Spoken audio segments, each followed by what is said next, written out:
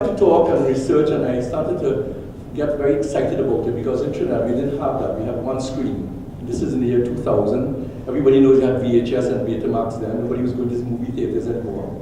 And of course, trying to put the project together and see the kind of money involved, I mean, everybody just laughed at me, all the banks, and I said, are you crazy? I mean, the guy is selling a movie theater in TT dollars. I don't have the conversion numbers here, but like at $10.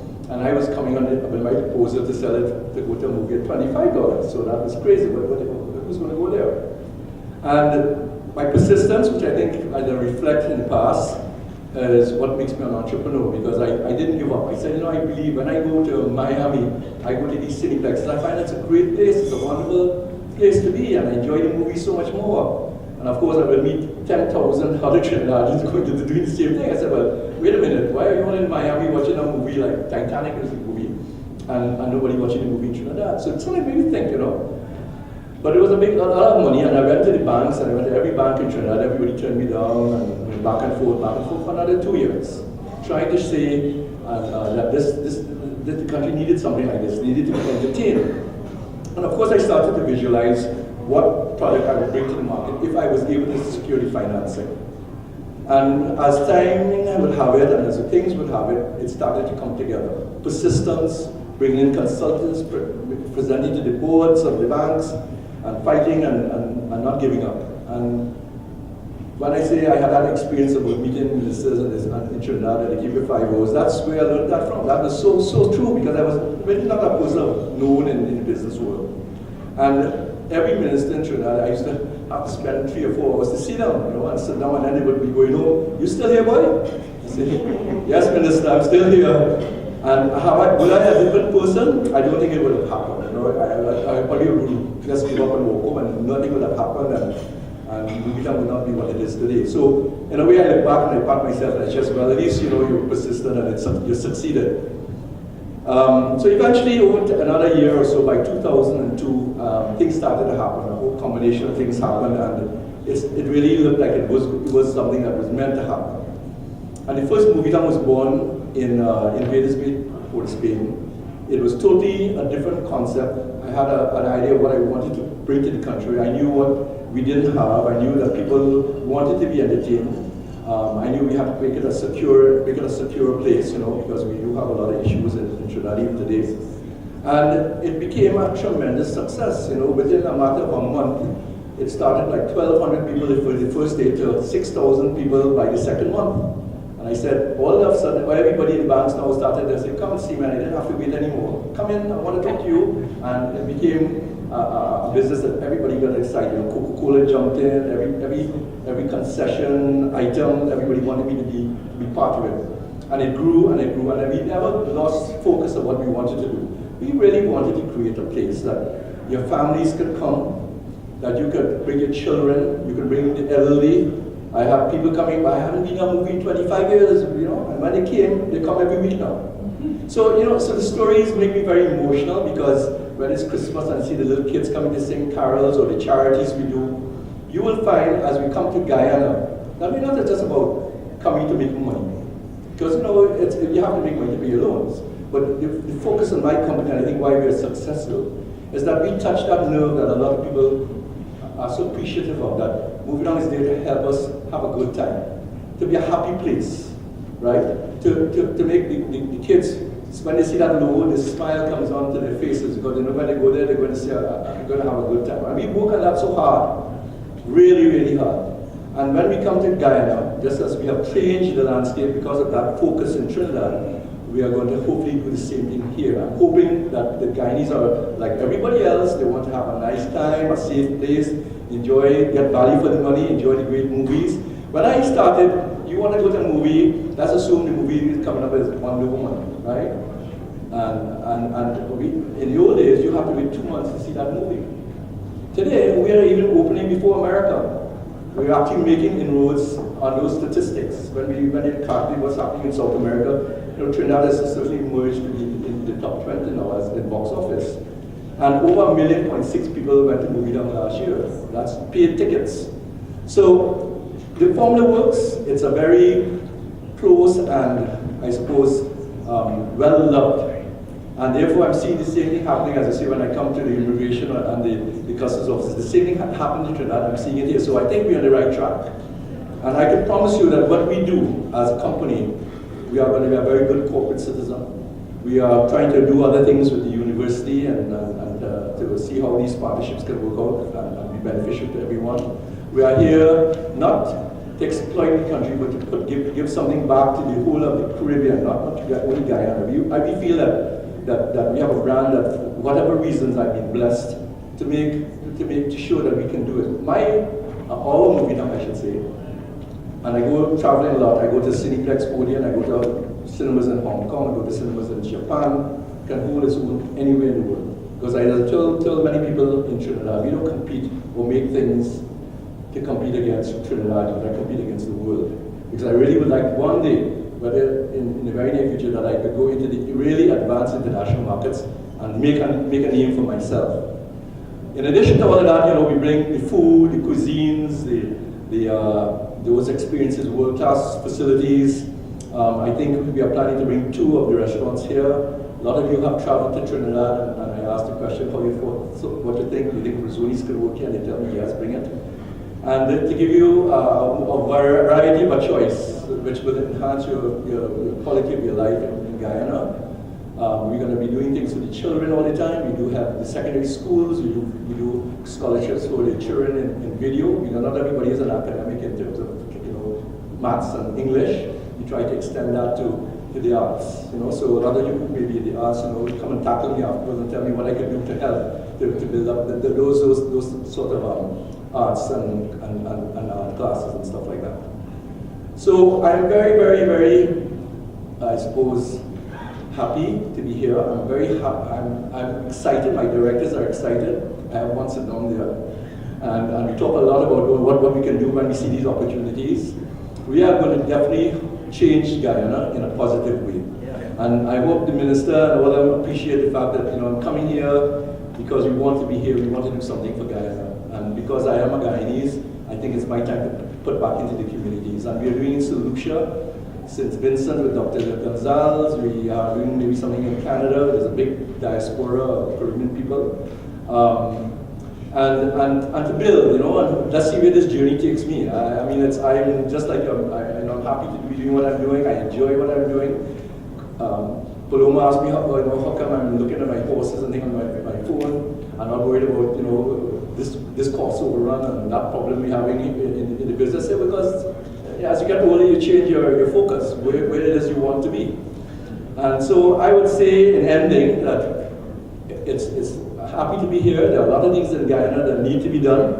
I would like to ask the minister, start to educate your drivers and the way you drive in this country. I think Trinidad was bad, but Guyana is a little worse. But come out there, this is what cinema will do. We have a focal point in our cinemas where even in Trinidad now, because of the crime, I told my staff, I said, marketing, get inspirational. I want to see messages out there. I want to hear the kind of music, the wind beneath my wings, and tell people that the country don't give up. There's a lot out there to be angry about. The man in the street, I sometimes sympathize with them. But we need to inspire and feel that there's hope, there's more, it's still better to come. So in Guyana, I would say let's look at maybe education on how to drive and how to use the pedestrian. I had to hold me. You didn't see I was in the backseat there. Usually, I was holding my head. Boy, I said, how you missed that one? And you ride down the window, you start to get out. That's how we drive up. Anyway, so I'm here to help. I think I've done well. I have to thank God and blessed. I have a family is very much, very on board. My wife is, she's not here, but she's very much into religion, and I think they tell me she prays so hard for you, that's why you're successful. Whatever it is, thank you. I surround myself with as many people as possible that are good people, and we want to contribute to make Guyana a better place. So thank you so much, everyone. Any few questions or comments from Mr. Chin?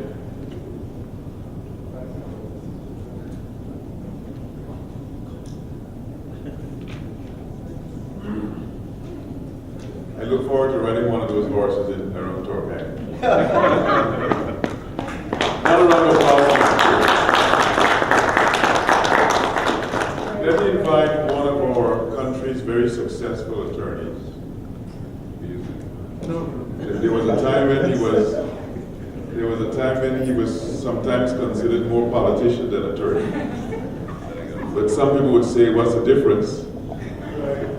Please join me in welcoming Mr. Nigel Hughes to share some observations.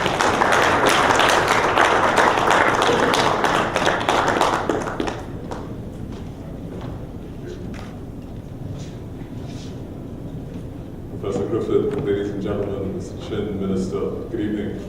I got ambushed and I was coming for a free dinner and ended up having to work for it. I suppose as a lawyer, you get accustomed to this. And there is a difference between lawyers and politicians. We sleep well at night. Anyway, I was asked to speak briefly a little bit about not necessarily business climate in Guyana, but doing business in Guyana and areas for success.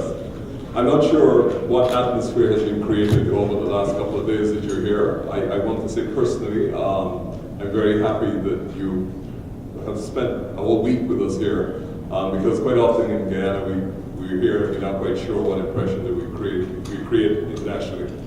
So let me start with the ease of doing business. Guyana is perhaps is the easiest place to establish any business venture in the Caribbean. And I say that for this reason. And you see whatever fees you charge for incorporating a company, I will not mention those. There is absolutely no restriction on incorporating a company in Guyana, whether or not you're Guyanese. So quite often, in any given week, we get 5-10 requests from people in Southeast Asia who want to incorporate a company. You don't have to be a Guyanese national, you don't have to have Guyanese shareholding, you don't have to have Guyanese directorship, and there's no restriction on alien land holding if you incorporate a company. Now that sounds great, and that measure came into place back in 1989 because we were trying to attract foreign investment. The reality with that is that for the princely sum of $350 US, you can incorporate a local company. Whether you were Trinidadian like Mr. Chin, he didn't want to tell you that's all he spent in incorporating his company, or whether you are international. So it's dead easy to do it. And there's no restriction. The other thing is you don't have to have two people to incorporate a company. You could do that with one single person. What our good friends from Go Invest will not tell you is that there are 3 sets of people with whom we have double taxation treaties, so you get relief. Canada, United Kingdom, and CARICOM. And here's the beautiful part about CARICOM. You can sit down, but I'm not so sure about what you can do now in Trump, United States, but if you were an English citizen, you could sit down and incorporate an IBC in St. Lucia, which gets classified as a CARICOM company. That IBC would then incorporate a company in Guyana, which is a Guyana entity. It would own the shares, and you would avoid withholding tax completely. So payment and dividend, withholding tax is now at 20%. All of that gets avoided pretty easily, and I know the minister's rubbing his head because he's wondering why am I advising you how to avoid tax. So establishing an entity to actually do business in Guyana is dead easy and very, very cheap. Unlike a lot of other countries, there are absolutely no restrictions, either on nationality, alien land holding, etc., as I said. What is the reality of doing business in Guyana? Oil and gas is coming, will be here by 2020. That's a fact of life. The good thing about oil and gas is you don't have to rely on the government. And I understand the government likes to promote itself as a center of activity, but it doesn't necessarily have to be there. The good thing about oil and gas coming is that it provides a lot of opportunities for Guyanese that we don't actually see. If you look at what has happened in Trinidad, we're actually going to be pumping more oil than Trinidad has ever pumped per annum, ever, period. The reality with that is that there's going to be a huge influx of foreign employees who are going to be working on the rig. I know that because our firm, and I'll just share with you what the sort of numbers that happen. In any given week, we incorporate anything between 15 to 20 companies for non-Guyanese who are coming to invest in the industry. Earlier this year, there were 2 sessions that Trinidad Business Community held in Guyana. 220 Trinidadian companies came here just for that session. Late last year, the IDB held a session dealing with the road to Brazil. 78 companies came out of Brazil. There's huge excitement about Guyana, accepting Guyana. And going back to the opportunities in oil and gas, before you actually come to oil and gas itself, the reality is we are going to have an influx of foreign managerial persons coming to live in Guyana. So of course, at a very basic level, housing is one of the areas in which there are great investment opportunities. The reality with that foreign class coming to live here, right now they're shuttling from Trinidad to Guyana. With the increased numbers, with the contracts being given out, those persons tend to want certain amenities. So I understand why Rizonis is coming. He's not actually doing this for Guyana. He's going to make money because that foreign class has a lot of disposable income. One of the obvious things that will happen, Trinidad is a classic example, we will need at least 2 to 3 golf courses. In Guyana, we have a half a golf course sitting right next to the Lusignan prison, so you know exactly what's going to happen. So before you even get into the long-term development plans for the oil industry, just at that level, there are several opportunities. Typically, we have an immigration department. We are processing immigration applications at the rate of what, 30, 40 people a week, and this is before pre-production. This is just an exploration stage for people who are coming from various parts of the world, particularly the Far East, to work in the industry. So I think what will happen, primarily because Guyana has not been the center of great economic activity in that sense for a long time, we are going to see economic activity that we have not seen for a very long time outside of what you call the planned areas, where you don't actually have to depend on the government. So anything from taking your old family home wherever it is and upgrading it so it's up to international spec, just so you can rent that out, is going to become a venture, small as it may seem.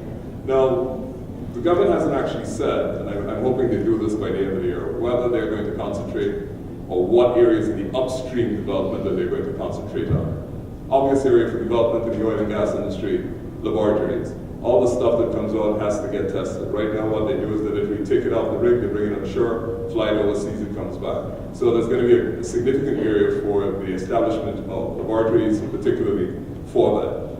One of my areas of interest, or I should say focus of attention with the government, is they need to start to put in place definitive policies that will promote the fact that Guyanese businesses know exactly which areas they can invest in the oil industry, and put in place a framework to protect those industries until they get enough muscle to compete with the movie towns of Trinidad and Tobago. So what typically happens right now, and one of the reasons that we've seen the heightened heightened interest for investment from places like Trinidad and Tobago, which has had a long history of oil and gas.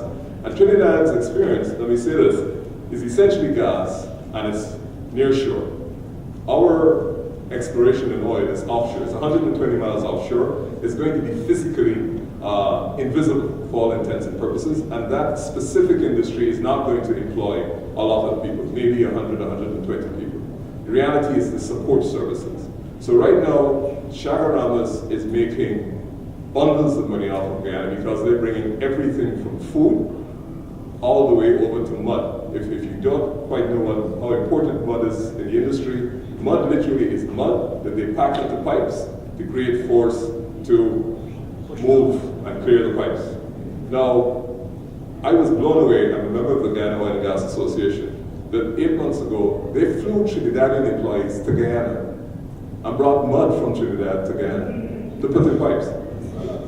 Now, this is not highly skilled work. This is entry-level work that can be done here. Now, if we have a local content policy, and we know, I'm sure it's coming out of the government later this year, if not, we will pressure Dominic and the rest of the government to make sure they deliver it. If we know where the areas of focus and promotion are from the government, you, the potential investors, will be able to say, I want to get into mud packing, I want to get into the pipes. Shore-based facilities, what are being awarded. Munish Ward's recently won the contract from Exxon. But all the real money is not the contracts from Exxon, it's the contracts from the companies like Schlumberger, FMC, who actually win the big contracts from Exxon and then have to rely even on local or Trinidad support. Right now, the support, as I said, comes from Chagaramas. We need to be able to ensure that there are benchmarks in place so that in the next 4 to 5 years, we build our local private capital capacity to the state where they can start providing the exact same services that come out of Trinidad. So barges, something as simple as moving goods and services from Port Georgetown or Port New Amsterdam or wherever they're located in port to the wharf, that's an area that you could invest in. Right now, they're literally barging it from Trinidad and Tobago, and you know how efficient our Coast Guard is, that they probably don't even know how many vessels are going to the rig at Guyana and leaving. So there's a myriad of areas of opportunity that one can get involved in that does not actually require the government's intervention. One of the areas in which I would urge that you lean upon the government, and forgive me for using the forum for this, is we need a gap analysis for the private sector to identify which are the services and areas which the Guyana investor, yourself, the people locally, can come together to provide for the oil industry. We keep thinking this oil industry belongs to Exxon. It's our oil. It's not theirs. And therefore, we need to be able to benefit from it and at the same time become competitive. So how does one establish that framework? And technical studies have to be done. And every now and then, our good friends at the IDB, with the assistance of the government, they put out a request for expressions of interest just to examine the market and be able to identify where the areas are for potential Guyanese investment. And I will urge you, as members of the diaspora, that this bus that is coming online in 2020 is not waiting for anybody.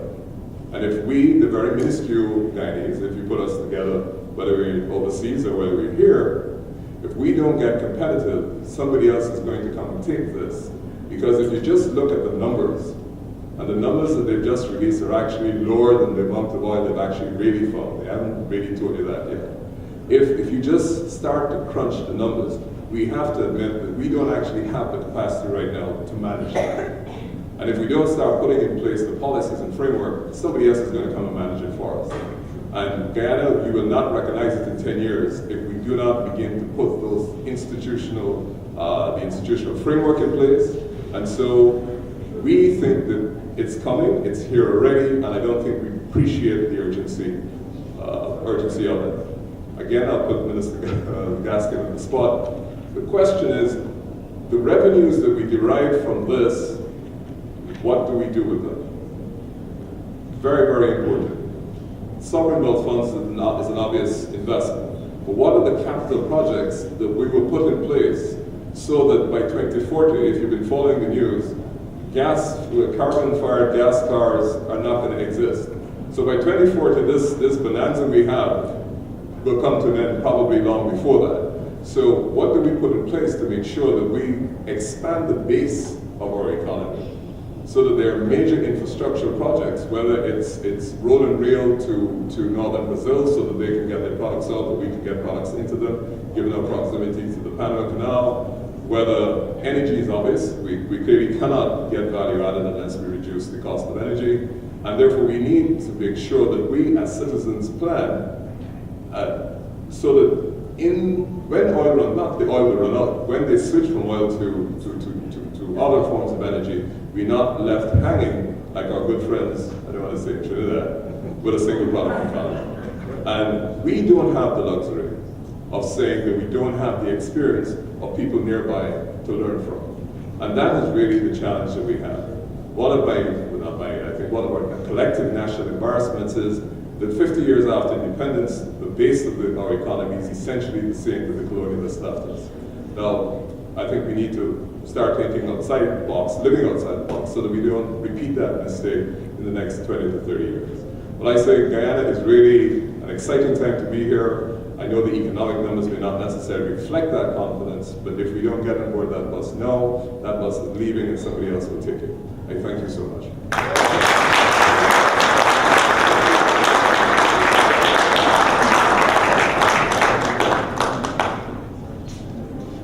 Let's hear a couple of questions or comments from Nigel. There, Colin first.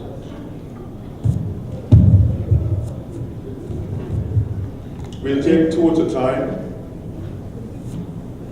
Go ahead. I get thanks for your position on what we will do after that. After I think countries like Saudi Arabia has already found the answer, and their investment is in renewable.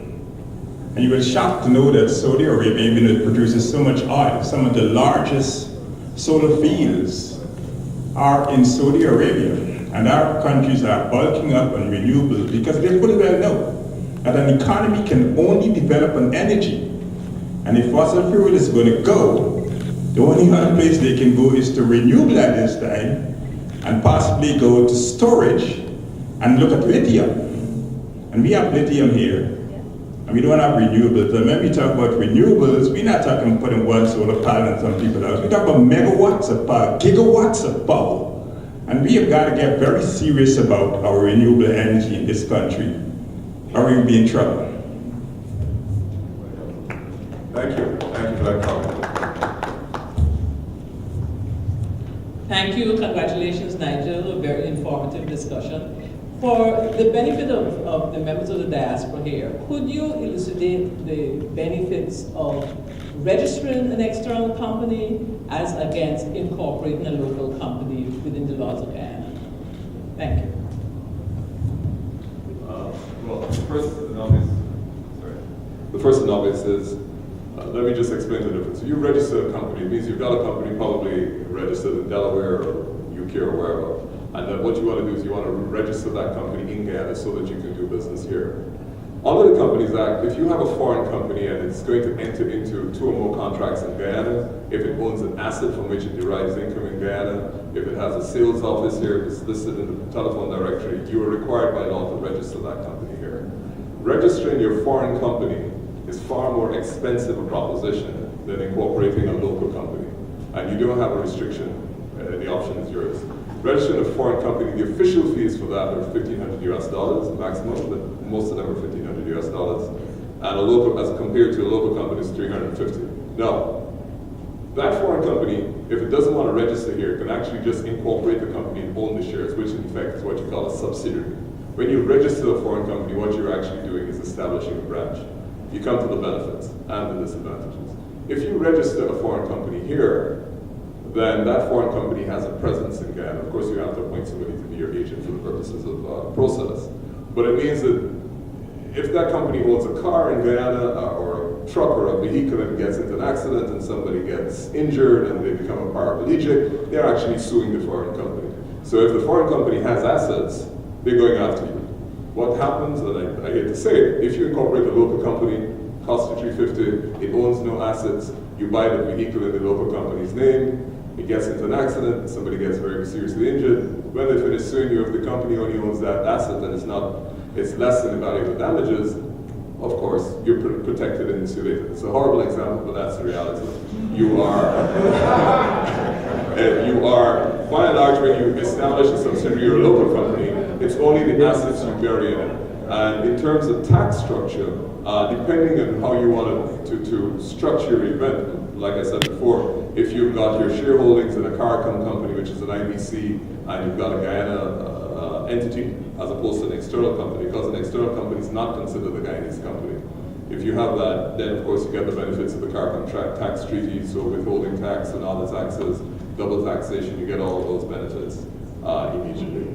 And a lot has to do, I think what happens is quite often people just rush into, I want to invest, I incorporate a company, but I think it's very important that you know what your revenue flows are so that you can reduce your exposure to tax.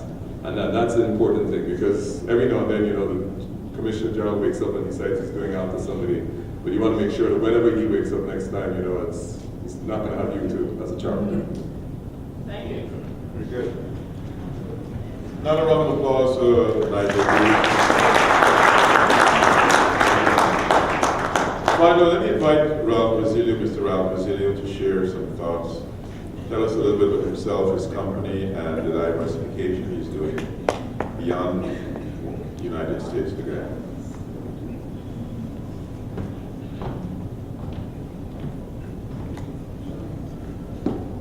Thank you, Vice Chancellor and Minister. and other distinguished guests. I was asked to share a little bit with you about my thoughts on doing business in Guyana. And I assume many of you, those of you who are still here, the ones who have left, who didn't come back to dinner, are probably not as serious as the ones who are here. So I assume that you were here, who are from abroad, are very serious and are absorbing all the good advice. And so I was asked to share with you my 2 cents worth. Before I get into all of that, I am Guyanese. I went abroad a long time ago. I had a big afro at the time. That's how long ago it was. I attended college overseas, became a CPA, and worked in the field of public accounting in the United States for several firms, and eventually became a partner in one of the firms, which I now own as the majority shareholder. The firm is Basilio Cobb Associates. Over the years in the United States, we have worked for numerous corporations, numerous governments, quasi-government entities, and as a result, we've seen a lot. We've had many clients, major governments that have been very successful. We were able to help them improve their processes, controls, etc. We've had clients that have actually been almost bankrupt, so we were able to see what happens there and how they got there. We were able to advise them on how not to go back there.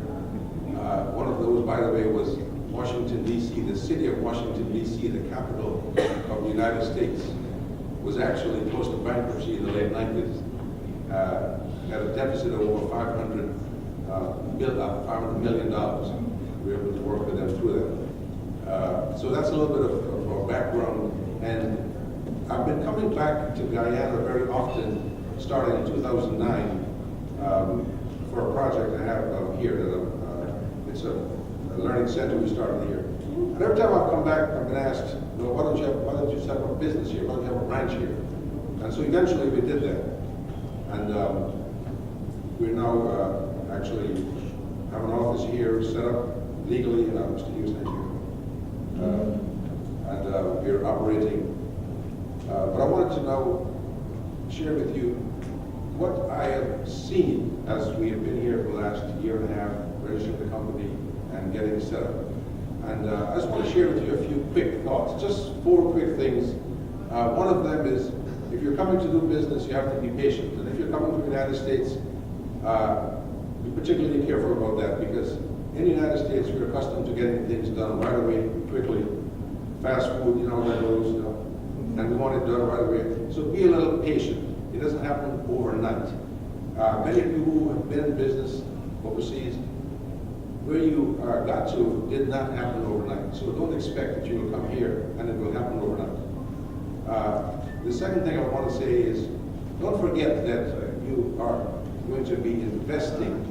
Somehow, sometimes we forget, and we want to be expected. There's so much opportunity here, as you've been hearing, that we will just land and we will get business, and we will be successful. Without that investment, if you're in the United States and let's say you're in New York and you're opening a new office in Washington, D.C., you will be traveling to Washington, D.C., you'll take several trips, you'll probably stay in a hotel that's $250 to $300 a night, etc., etc. But somehow we think we want to come here and do it for a whole lot cheaper, and the business will be handed to us, and we don't want to invest. So be careful, make sure you understand that and take that very seriously. Okay? Don't expect that you will do this for nothing, and because you have good friends in government, that they will just hand you business. The third thing I want to share with you is be prepared to be a serious part of the community. I've always believed